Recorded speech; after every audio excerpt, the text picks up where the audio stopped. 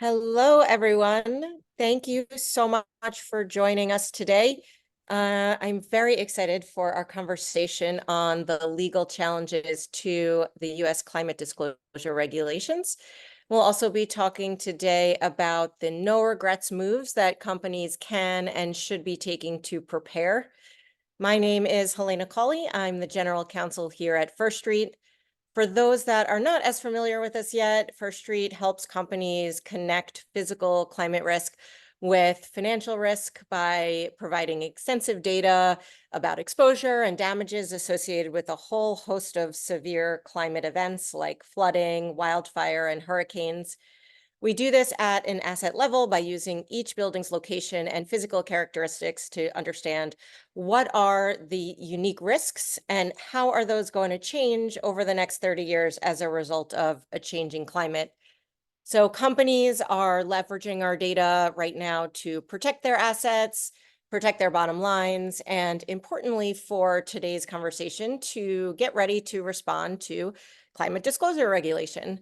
So I'm very thrilled to be joined today by my co-panelists. We are still waiting on one to join us. Hopefully he's able to join in just a moment. My other co-panelist is June Hugh, special counsel at the law firm Sullivan Cromwell in New York. June coordinates the firm's ESG practice and advises on a range of ESG and corporate governance matters, and is a frequent speaker and author on sustainability and ESG related legal topics. So thank you so much for joining me, June, and I'm thrilled to have you. Our other panelist is Senator Henry Stern from the state of California. He is just running a few minutes behind, we think, so hopefully we'll be joining in just a moment, and I'll give a longer bio when he's able to join. But just in the meantime, a couple of very quick housekeeping items. If we could switch to the next slide, thank you. If you have a question, please go ahead and put it into the Q&A chat. We will have folks here monitoring the chat during the webinar, and we can respond in writing at the time that you put in your questions. So hopefully we can answer them all live. If we have time at the end as well, we'll be able to ask some questions to our panelists directly. The webinar is being recorded, so we will share it out to all registrants as soon as it's available. And then contact information at the end if you have other questions that we didn't get a chance to get to, or if you want to reach out with comments or interested in learning more about our climate data, please do email us at info@firststreet.org. So let's go to the next slide. So naturally, we here at First Street have been closely following the climate disclosure landscape across the world, and more recently here in the United States around regulations that are designed to require companies to understand and disclose their climate-related financial risks. So two of those regulations recently announced in the US are from the state of California. That affects companies that have over $500 million in assets and do business in the state of California, as well as the SEC's new climate disclosure rule that was passed in March that applies to all publicly traded companies. These regulations are an important step towards increasing transparency and accountability for companies and investors, but also towards helping companies to better protect themselves against the effects of an increasingly volatile climate. However, like many other major regulations, there is rarely a smooth path forward, and these regulations are no exception. Both California and the SEC's climate regulations are currently facing legal challenges, and that's leaving companies wondering what are the future of these regulations and what exactly, if anything, should I be doing now to prepare? So that's what our conversation is going to be about today.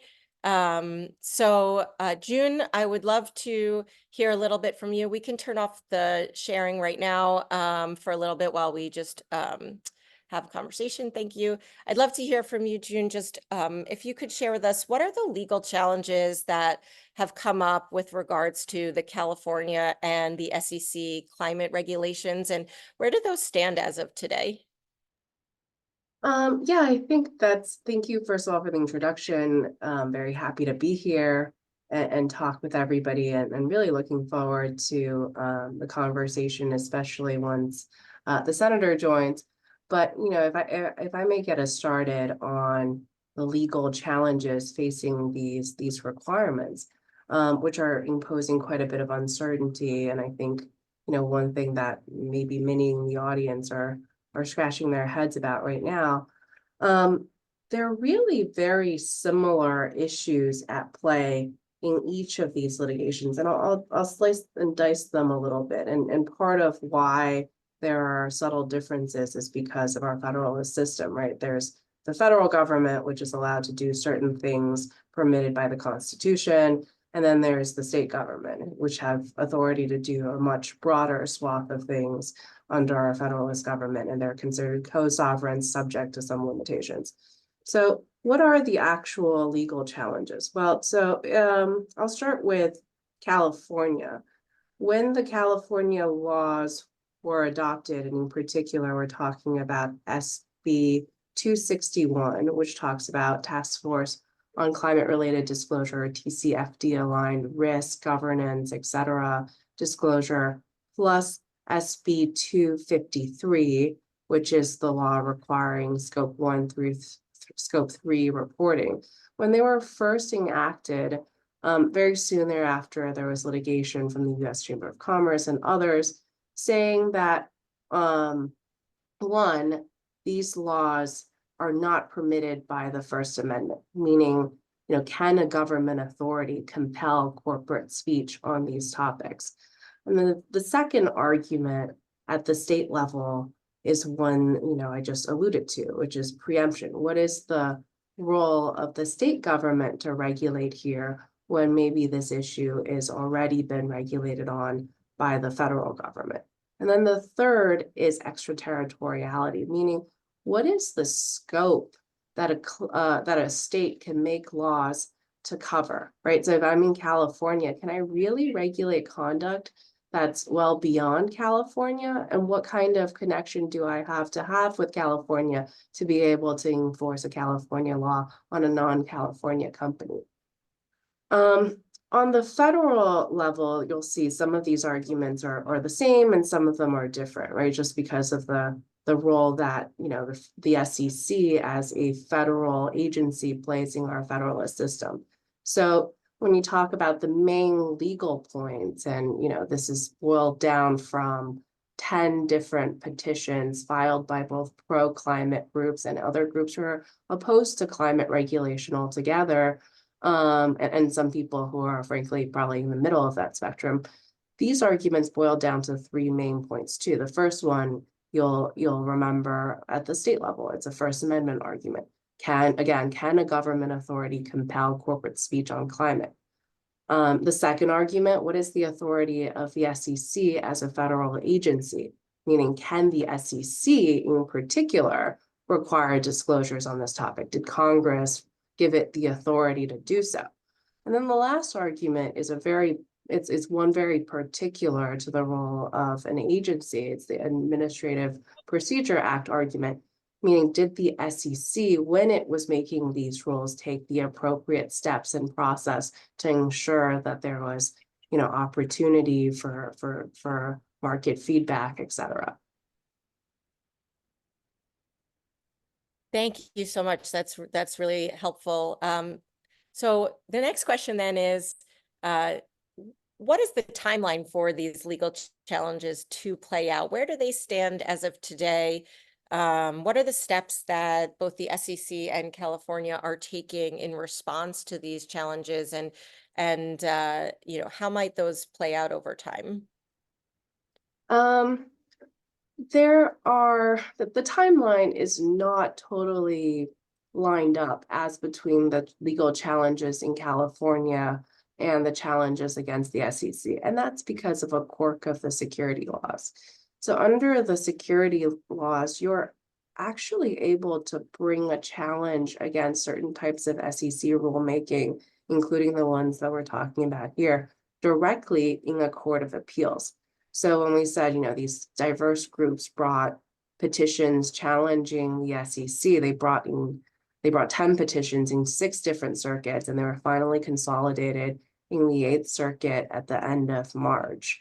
And because you're able to bring the lawsuit directly in a court of appeals, when you think about what that means, right, when you play it out to, what's the next step, you really kind of truncate the appeals process. And so timing obviously is not certain, and we can't guarantee that nobody will appeal the SEC, the decision from the Eighth Circuit by the Eighth Circuit on the SEC rules to the Supreme Court, which would obviously lengthen the timeline. But some groups have been pushing for a resolution from the Eighth Circuit as early as the end of the year. Now, that would be a really ambitious timeline from, our experience. Big administrative procedure questions like this usually take at least a year to resolve. But we could actually hear something from a court of appeals soon, actually relatively soon in the next couple of months, on the questions that we're talking about now, right? The First Amendment issue, the SEC authority issue, and the APA issue. And in fact, if we get some kind of,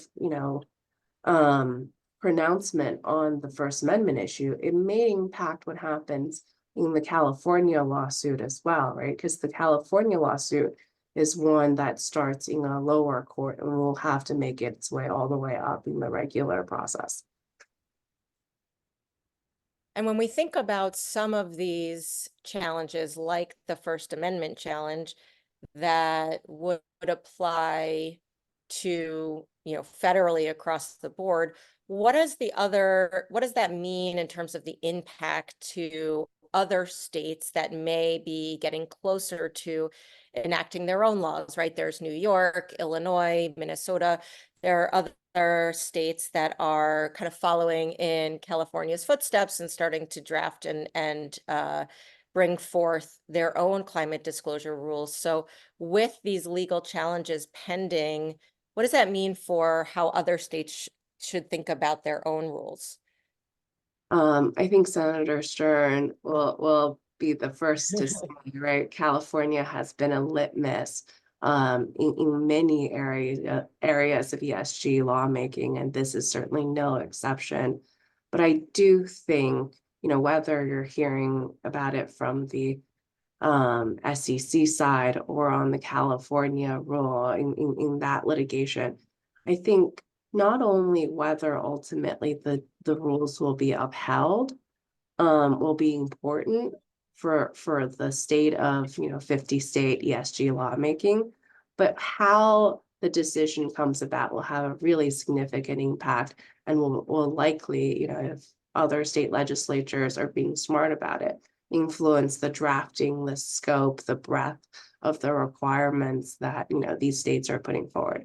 And I'll give a couple of concrete examples of this, right? So if there is a broad First Amendment holding here, if, for example, in the SEC decision, the court comes out and says, government authorities really can't compel corporate speech on climate, or at least they can't, in these regards, I would think at the federal and state level, people who are regulating this space would take notice, right? Because the First Amendment really does, for all the intents and purposes here, affect federal and state authorities really in the same way who are trying to make similar laws in this space. So I would think the First Amendment is the most obvious law here that would say that would impact the scoping exercise that other states and perhaps California itself will take in thinking through, what do we do with climate related disclosure requirements going forward.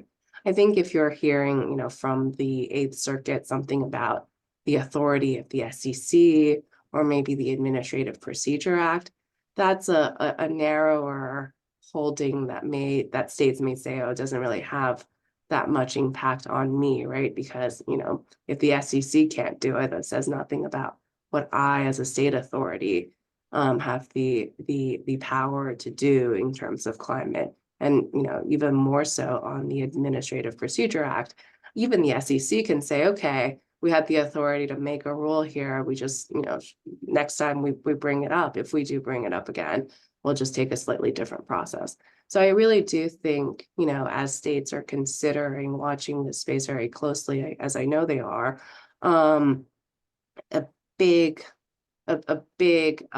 focus area will be what's the court's reasoning and what grounds the courts actually reach, writing either upholding, striking down, or either in whole or in part these laws that are being challenged. So when we think about companies trying to understand where these legal challenges are at the moment, what they need to start doing in order to get prepared, assuming that these timelines don't get pushed back, which, is an assumption at this point, we don't know. What are, as our title suggests, what are some of the no regrets moves that covered companies should start to do to prepare now? I know that there's sort of a phase in for, at least on the SEC side, for certain filers as to when they need to start working on, releasing their disclosures. But that's coming up pretty soon for many of them, and in California as well, right? Starting in no later than Jan 1, 2026, we've got to get climate disclosures for the 2025 fiscal year, which means there's not that much time left before companies will have to start collecting this data and start reporting on it. So in what's the sort of best practices for how companies should start to get ready right now? Yeah, I think there are two really equally important parts to your question. One is what are some of the things that feel like a good idea, or using your words, what feel like a no regrets type of move, right? Regardless of what happens to these laws. And then the second point is just, what are what's kind of the high watermark we should be aiming for in terms of climate disclosure, anyways, right? Regardless of necessarily whether there are regulatory requirements. And I think they're interrelated questions. But I will say on the first point of no regrets, it's important just to give a quick sense of the landscape. And, I know your team has a great slide that, they've shared of some of the major climate regimes, including the SEC rules, the California rules, and the European CSRD disclosure requirements. And I think, there are several more worth noting, including the International Sustainability Standard Board disclosure regime. All of these are, moving forward at the same time. And it's not only likely, but it's a certainty that there will be some type of requirement in the marketplace, even if it doesn't directly impact you in the near future, that people are going to be disclosing against.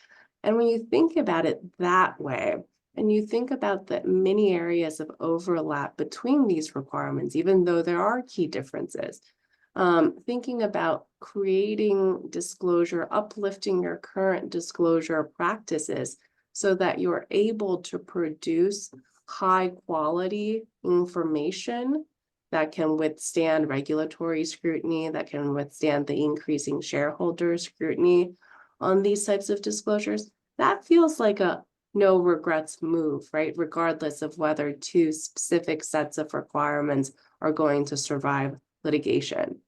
And then when we're talking about what really is going to be the high watermark to work towards, I do really think the California requirements and the SEC requirements are intended to drive a more robust set of internal controls, focus on data quality, and making sure that you're coordinating not only with your internal stakeholders, but with external support such as assurance providers, legal teams, even people in your supply chain and value chain from whom you'll need high quality information to meet your own requirements, right? I think that type of coordination that, should be a best practice in any case to ensure that what you're producing publicly, which is all subject in some ways to state and federal and international securities laws and other consumer protection requirements, right? Like you should make sure what you say publicly is correct. Even though that's a best practice, I do think the regulatory focus on, making sure you're getting these types of information and getting them ready to be included in financial reporting, which is subject, in most jurisdictions to higher standards of liability. I do think that is incredibly important as a step to prepare not only for, should these laws survive, but also for, the broader trend towards increased stakeholder interest in these types of disclosures. Thank you so much. So I do see Senator Stern was able to join us. Hi, thank you so much for your time. I know you have quite a lot going on, just some unimportant things like voting on the floor for lots of bills. So really appreciate you jumping in. I'll turn to you now, Senator, just to try to take advantage of the time you do have. And just say briefly that Senator Stern is the author of SB 261, the Climate-Related Financial Risk Act, that was signed into law by Governor Newsom in October 2023 as part of the corporate climate transparency package. So it's great to have you on, and I would love for you to share a little bit about where things are today with the disclosure regulations in terms of the legal challenges and how things are proceeding right now. Thank you, Helena. And June, I was listening the whole time, even though my Zoom wanted to sabotage me here. I think your analyses and homework on all this were sound. Some of the scenarios you articulated, I think, were good, although I would put it maybe a little less existentially as to whether these laws survive. We are determined to see both 253 and 261 through, regardless of how the litigation landscape plays out. We think that there are a number of moves, even if, worst case litigation scenario, and we have to come back and cure or correct or add granularity to the law. We think there are a number of options, and it's really unfortunate that we even have to have this discussion in this context, because there's so much good progress we feel that can be made within the flexible frameworks we've built within SB 253 and 261 for mostly our financial sector, but all the shareholders and stakeholders and everyone else out there in industry to get to meaningful data that's going to help drive strategic value in their companies, to help them spot risk before they come, to realize better value for their shareholders. And then from a California standpoint, really, and our fundamental purpose in passing these laws is to protect the health and safety of California.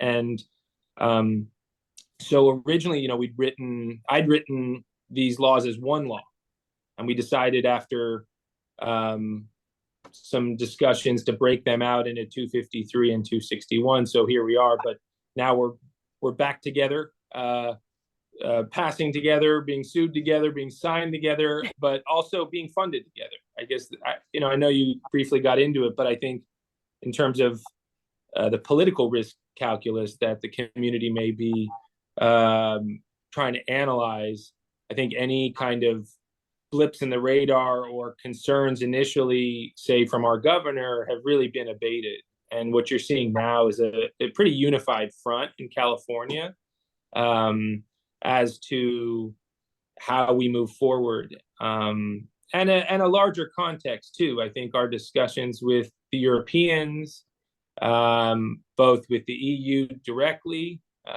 Last week, we met with the foreign minister and the ambassador from the EU, and also from member states, as well as some of these international bodies, particularly the ISSB. We're feeling confident that as a sort of lead mover U.S. jurisdiction, that not only will we not be alone here, but we don't have to reinvent the wheel. And there's a general sense that California loves to be a pioneer and loves to do things their own way when it comes to our automotive standards or renewable portfolio standards or a variety of other laws. In this case, I actually think it's there's a lot of fanfare in light of the slow process over at the SEC and in Congress, but in this case, I don't predict some radical departure from how things are going on the international stage, and frankly from a lot of the emissions and risk disclosure that folks are already doing. What we want to provide is a little more uniformity, a little certainty, frankly, in the U.S. market. We're concerned that the political risk, I guess, on the other side, ESG litigation, threats of boycotts, congressional oversight that I find to be misguided, and then the litigation, which I also am pretty disappointed with. All that doesn't necessarily make a corporation or a bank or a lender or an insurance company want to be bullish about going forward with work they've already done. And so what we want to do is provide a safe haven here under California law to be clear that you can come comply with California law. That in and of itself will provide you some litigation risk mitigation, because compliance with one state's law, the Supreme Court has found, in terms of cross claims and matters of interstate commerce and other issues, that you can't punish a company for complying with one state's law through another state. So we're hoping that this sort of no regrets approach that we're taking, especially pre-2030, when you really don't, the only penalties in our laws are for non-submittal, for a sort of just a decision to not participate, but that those initial disclosures and initial filings will really give some more certainty to the marketplace, and that we can learn over the course of this decade and keep getting better. We know this is not a perfect science, and that there are judgment calls that have to be made. However, unlike the arguments made in federal court that this is somehow guesswork or excessively speculative, we don't think is accurate. Think it's hard, and there are certainly black boxes out there in scope 3 that a lot of folks have trouble getting to, not unlike how we're having trouble with a price cap on Russian oil right now. It's tough to get to certain parts of the marketplace, but that on the whole, directionally, that we'll be able to give companies better purview into risk, to make meaningful decisions as they pursue their net zero or their energy transition plans, and to provide a little more stability in the market and ultimately depoliticize this conversation. That's really the hope. So that's sort of the broader context. And I would just say, as a data point to sort of back that up, the funding is there now. We've got a multi-year funding proposal in a really down cycle in California's budget, and where a lot of billions of dollars of cuts, tens of billions, in fact, are being made, and yet the governor saw fit, in working with us and our budget chairs, to fully fund the implementation of 253 and 261. So now it's really the California Air Resources Board's time to go recruit the best and brightest talent and build a team, from hopefully a global stock pool, maybe some people on this call, to come help us build an architecture here that's going to stand the test of time. So we're not really blinking with the litigation. We're charging ahead The Air Board's going to be undertaking some initial workshopping soon, and start to kind of initiate the process, hopefully once we get this budget inked in the next month or so here. And so we're feeling really good, and hopefully we can get out of this sort of trench warfare and into the real nitty gritty. I think it's a great opportunity. I appreciate First Street having me on, and Sullivan and Cromwell really for providing some counsel to your folks to engage in the process. This is a great time to engage, not just to not just for the purposes of finding talent or the benchmarking that you were talking about, June, but also to shape it. I think we're very open-minded, and we're frankly looking for corporate leaders who are willing to step up and share their best approach on things like materiality, on things like what they think doing business in California means, and what the thresholds for regulation ought to be. I think there's an open-mindedness, especially amongst corporate leaders who are willing to come to the table. And I think that'll be rewarded. I think those who sort of don't come to the table now and want to sort of stay in the trenches, you're much less likely to shape the regulatory climate as you'd like to see it. So pardon me for the long-winded opener, Helena, but that's hopefully great. hopefully that helps you kind of give a little context. Absolutely. Thank you for that. And great news on the funding, and certainly indicates that there is a lot of momentum forward. So that's really exciting. And this actually is a perfect segue, I think, to a great question that we got in the Q&A, which is, what does high quality climate risk disclosure look like? And would love to hear from both of you on that. But what does that mean to you, and how can companies provide that? Do you want to take it first, June? You want me to give it a shot? Yeah, go ahead, June. I'm happy to get started, although I'm really excited, Senator Stern, to hear your views on what will constitute high quality climate disclosure, since we'll be getting some rules from the Air Board soon. But from our perspective, right, we've been saying this for years.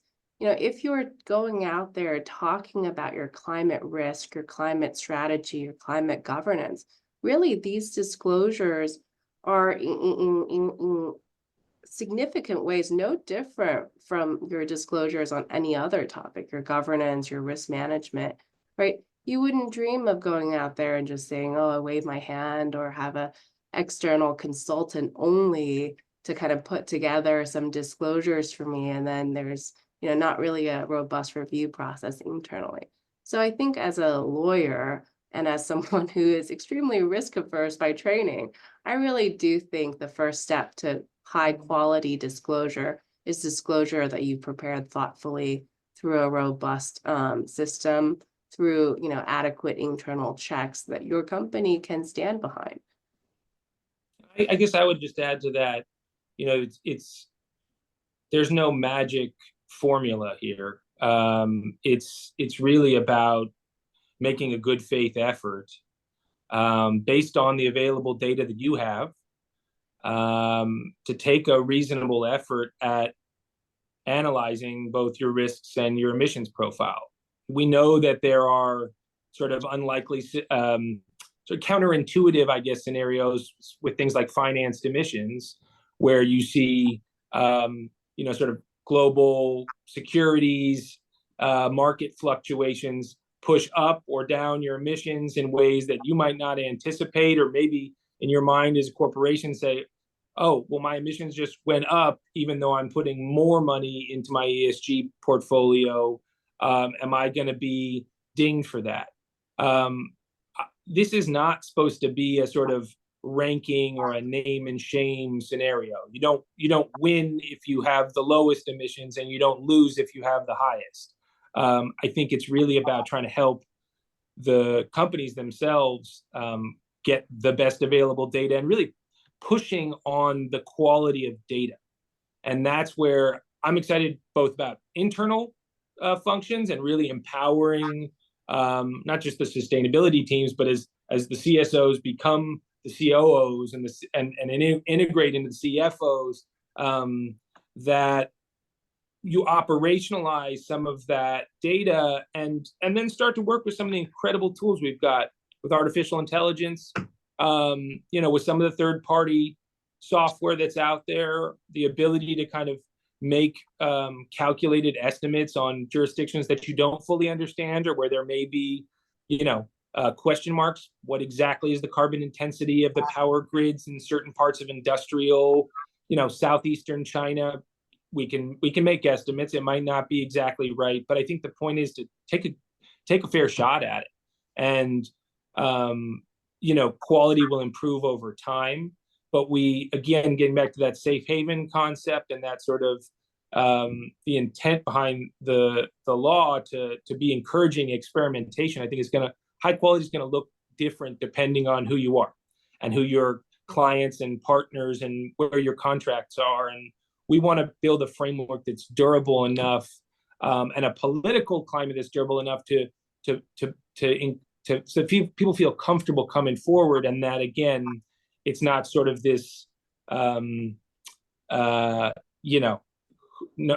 number one. This is not the Olympics of climate disclosure. It's frankly not a race, but it's more of it's supposed to be a fact-finding exercise for a company or a firm to help, not fly blind here into the future. Senator Stern, I really liked what you said, right? It's not even just that, companies, that high quality will look different for different companies, but that it'll look different for the same company over different points in time, right? As its processes mature, as there's greater availability of actual data, right? So that it can limit the amount of guessing that it has to do. So I think I just really want to harken back on a point you made earlier, which is that, there is the safe haven. The penalties are really for not even trying. And I think that approach for a practitioner like me representing companies that will have to comply with these laws, that's a really, really important point. And I'm glad to hear that from you. And I think in addition to that, one of the other points that you made that I just want to amplify and say how much I appreciate is the continued effort to connect with other regulators, including the EU, right? Because I think one of the biggest challenges my clients are facing is just, well, are these rules going to play nice together? Am I going to really have to duplicate my resources, or will my, regulators in the applicable jurisdictions try to work with each other to lessen my burden, even though really at the end of the day, they have similar goals and they're really looking for the similar type of information. Yeah, and I should have said, not just the EU, but when we were in Dubai, COP28, we had really productive discussions with the Australians and some of their work. Commonwealth's doing some pretty exciting stuff out there.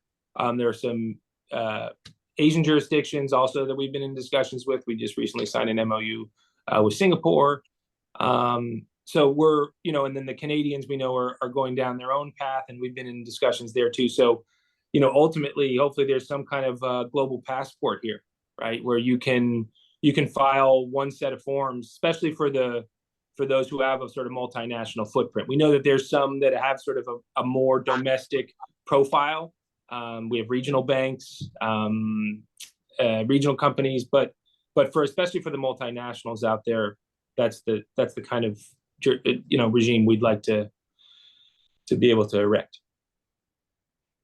Yeah, thank you. That you preempted some questions that we've been getting already, which are, the contradictions between international, national, state, different regulations, and how to best be prepared for all of them. What are the potential discrepancies between them? So that's very helpful. I want to also think about not just companies that are going to be required to disclose this information, but what about the non-covered companies that may be, for example, vendors or customers of some of the covered companies who may not themselves be required to disclose, but California has scope 3 emissions.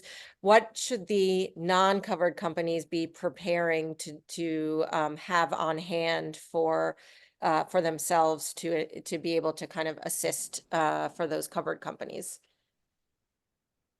I would just say at the outset, and I'd be very curious to hear June's perspective too, but you know, a firm's scope 3 is another firm's scope 1 and 2, right? And so the scope 1 and 2 space, you know, we spend a lot of time at consternation wrestling with this scope 3 discussion, but frankly, just doing solid work on your scope 1 and 2, and look, there's free software out there on this stuff.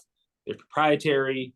You know, we know Persephone's got their scope 1 and 2 thing just sitting online for everyone to look at, but getting that inventory done and really getting as much precision as you can around it, I think will not only make you you know, a more investable and stronger potential asset for the major financial firms, and you know, a less risky asset in an insurance context, but also you know, hopefully give you yourself a little more strategic insight into what your, you know, where your gaps are and where you're overspending on energy as a company, and you know, where you might find holes. So yeah, I would just say, yeah, getting back to the sort of bread and butter scope 1 and 2, and really making that as ubiquitous and sort of uniform as possible, I think that'd be my first reaction. I don't know what you think, Jim. No, I completely agree with that, right? I think, Senator, you make the great point of look, people are going to be looking at, you know, a variety of factors when they're deciding whether to collaborate with you, whether to do a business deal with you, whether to select you as the supplier. And, you know, you should really make sure you think about these climate related issues as part of the overall value package and the market differentiators you offer. And you certainly don't want to make it so that you're being market differentiated in a negative way because you don't have, you know, the right controls in place, or you just don't know whether you have the right controls in place, right? So I think for people who are, you know, not covered, they really should think about, as you know, non-public companies, for example, in many contexts do when they do a voluntary evaluation of whether, for example, their governance, their independence, their, you know, processes are what the larger companies, their business partners would expect. I think, you know, more companies do and should probably incorporate climate considerations into that bucket.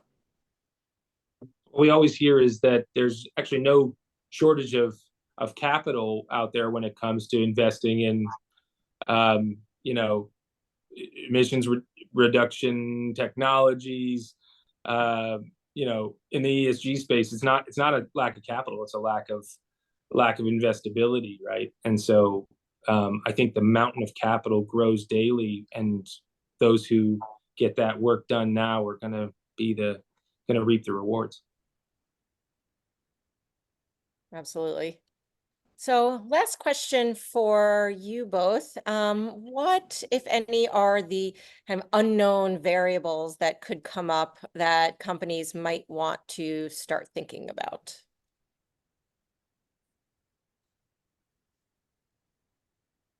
I mean, unknown variables, I guess, you know, you talked a little bit about the litigation landscape. There are certainly some question marks as to how that'll play out in federal court. We know now the timing. I don't know if you guys got into that, but that's now the schedule is now for the fall. But you know, what the federal landscape is, I mean, obviously that's the multi-trillion-dollar question, right? And how, if this is going to get more political or less political, especially on the federal front. We're hoping That's that kind of where it was going, yeah. Yeah, I mean, we just trying to find a way for the markets to steady the ship, right? And that's what we saw during the last Trump administration, right? Is like markets defied politics, and we have the largest growth in the renewable sector. You know, huge gains in emissions reductions across the country, despite, you know, rhetoric at the top. You know, gas and renewables triumphed in the power markets, and coal was on the way out, no matter the politics around it. obviously all the geopolitical factors are also huge risk factor, but in the, the world that I can at least control, I would say, whether it's done through, whether the litigation ends up in settlement and doesn't have to go all the way through and ends up as some kind of compromise around materiality or data quality or thresholds, or whether that's done in by law, or most likely scenario done through regulation. We're going to see, a little more detail, I guess. Anyone can see whatever they want to see right now in these laws, right? I mean, there's all kinds of you can inflate the scenarios, and like I said, it can be a scary name and shame exercise, or it can be a nothing, and you don't need to make any efforts whatsoever and just upload a form and you're done. I think as long as ISSB keeps charging ahead with their sort of through path, I think that's a really good place to look for a sort of a compass going forward. I think the variables could certainly be in who and how we end up putting our regulations together, such that certain companies, I guess, who help shape it could potentially, build things in a way that's more beneficial to them. But,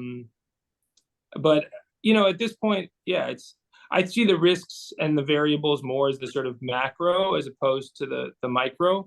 I guess, this from a legislative or, political perspective, California is going to be pretty steady here through it all, regardless of what happens with the national election, even with the EU. I mean, we're looking very durable, and I don't see our politics changing anytime soon. So I hope we aren't the variable, and I hope the rest of the world, frankly, is neither. But that's a tough one. I don't know.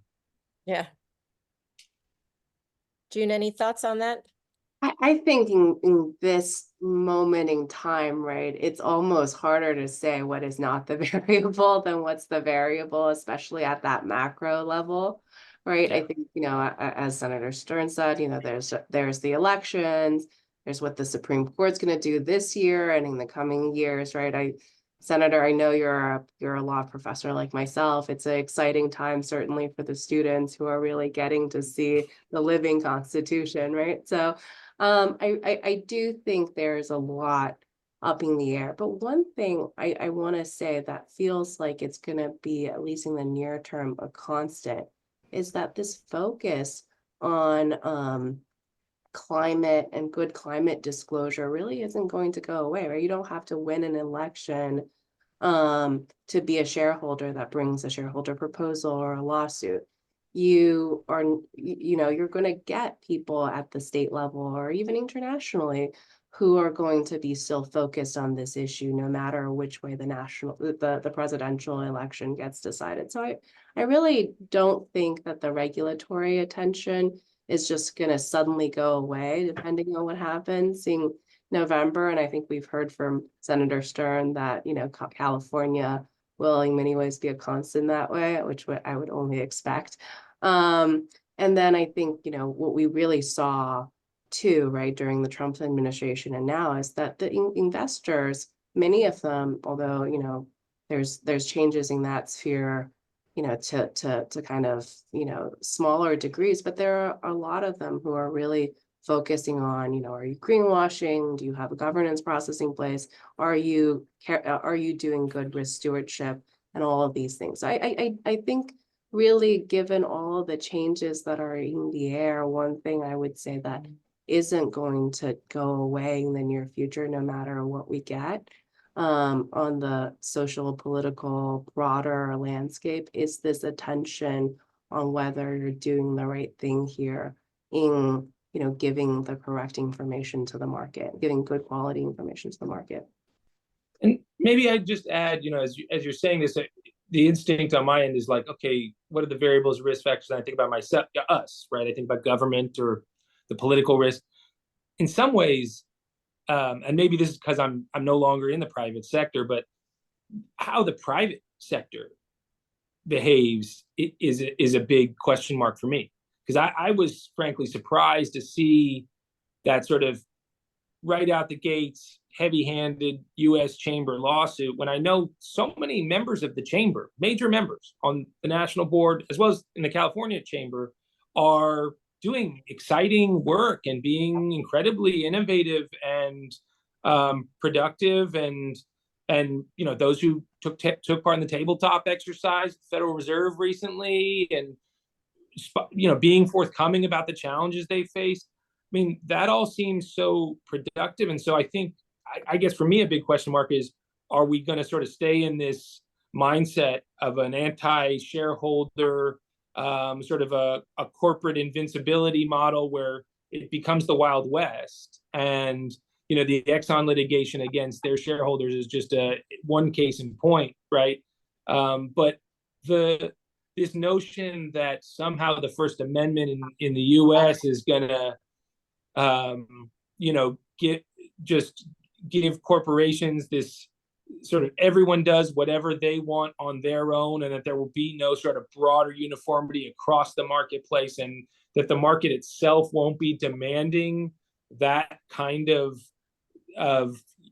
sort of apples to apples data across sectors, and that the market itself will be okay with that, or sort of want that. It's a very short-term focused mindset, and there may be big gains to be had from it, but I don't know how high risk some of the big players within the chamber want to be here, and whether it's sort of they want a new paradigm, in other words, where the nature of sort of health and safety regulation or financial regulation itself is questioned, and that they become sort of untouchable, or whether there's sort of a cooling off and a calming down. We say, everyone's going to start to de-escalate here, and we're all going to try to move forward, and not punish. It's not a punishment to those who have strong oil and gas holdings and are delivering shareholder value, and the divestment movement itself could actually temper. And at the same time, the sort of corporate, the sort of the extreme view that the First Amendment just says you don't have to do anything ever, we can't touch you, also starts to fade, and that we sort of find some equilibrium. So I'm not in those inner workings of those meetings and how those decisions get made. I get that folks have to push the envelope as far as they can, but that's the big question mark for me. Are there going to be those brave actors, at least out there, even in the context of our litigation, who file amicus briefs and talk about just their basic experience of dealing with the kind of data that you help them provide, Elena, right? I mean, and the work out there, or even the third-party providers like y'all, like, do those folks step up and start helping our judicial system understand that while there is uncertainty, that this isn't, again, politicized guesswork here, but that this is a ever maturing and higher quality market for data to help mitigate risk and get some transparency out there. So that would be my question back to whoever's tuning in today, is to look into your own strategic decision making for your company or your firm, and kind of be willing to correct what I consider to be a kind of no-win course that at least the U.S. Chamber's on right now. Yeah, Senator, I can't speak for the chamber, but just, representing some of the issuer concerns, the company concerns that I've heard in private practice. I think one of the biggest fears, folks that I'm hearing right now from the private sector, is really just a lack of coordination among the various jurisdictions, especially as ESG becomes more polarized and in many ways, somewhat more politicized than it has been in the past, right? And so I think when I hear you talk about, the efforts to coordinate, internationally, there's a desire to see our regulators coordinating across the state level as well, so that, one company trying to comply with one set of laws won't automatically be, in hot waters in a different jurisdiction. 100%. And I think, we're going to have to think about new, sort of maybe non-traditional structures for having that regulatory coordination. I mean, the California Resources Board is sort of our go-to agency for measuring emissions, but the role of a third party and the managers that are articulated in the law, and how we can build a sort of multilateral framework that can get around, say, some of the antitrust risk out there too, to find forums where people can actually share information without being accused of anti-competitive behavior. I think I've been so disappointed and concerned about that chilling effect that we've had amongst our corporate leaders. And so in some ways, government's going to have to build that space for the corporate side to be able to get into those productive conversations, then come back to us and tell us what do you want us to do? How do you want this to look? I think we're in a very cooperative and open spirit. I don't mean to be so harsh about the litigation context. It's just that, maybe out of this tension can emerge a new kind of consensus, and potentially some multilateral, multinational institutions, civil society institutions, public-private efforts. I think it's worth spending some time thinking about what kind of architectures could be built on top of the sort of traditional regulator model to allow for that coordination.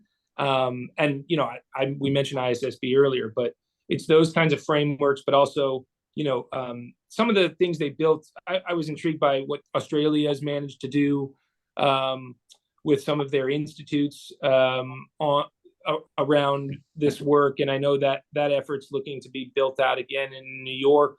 But that kind of sort of public-private partnership, I think, is going to be the secret sauce that makes all this sort of click and really generate some value here. Yeah.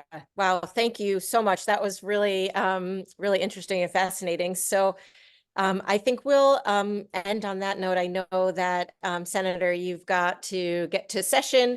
I got 1 minute. I'm gonna run. Just oh, okay, you. perfect. But I did want to say, Helena, our door is open. Our door is open here. So we appreciate you guys getting in touch with us, and my chief counsel, Ross Zellin. I know you were working with closely, but we want to be a conduit, especially for those who have concerns. June, working with Sullivan and your base and your expertise is really of value. So despite all the storm clouds out there and the fighting going on, the door's wide open, and we really want to be a resource as we try to stabilize and march our way into the future here in California and across the U.S. No, thank you for calling that out. That's you all and Ross especially has been wonderful to deal with. So thank you for your time and your thoughtfulness, and thank you for the regulations that you work so hard on. And we're really excited to see how this all plays out. I know that we did have other questions that we didn't have a chance to answer live, so we will work to get answers. Compile them and send them in, and as they come in, we'll keep doing these. We can make this a regular thing too. I'm happy to continue the conversation. Oh, great. Well, we'll see you tomorrow then. And okay. All right. I'll get the Zoom type next time. I promise. Yes, exactly. Okay. Thanks again, everyone. And thanks to everyone who joined us today. Appreciate it. Take care.